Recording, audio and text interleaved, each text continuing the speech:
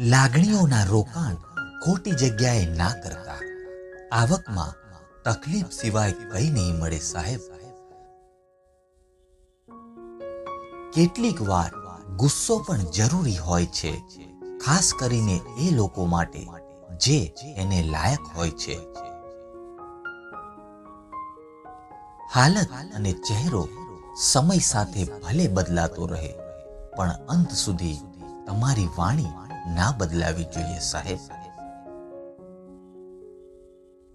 જ્યારે કોઈને ગુમાવવાનો સમય આવે છે, ત્યારે એમની કિંમત આપોઆપ વધી જાય છે.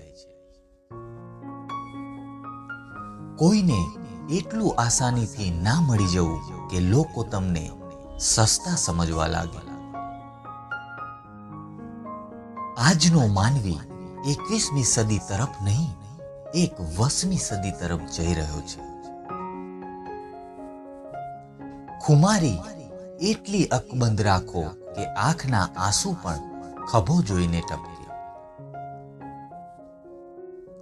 ખોટું બોલીને કદાચ કોઈનું મન જીતી શકાય છે, પણ દિલ જીતવા માટે તો સાચું જ બોલવું પડે છે. એટલું પણ ના બદલાઈ જવું જોઈએ કે સામેવાળાને તમારાથી નફરત થઈ જાય.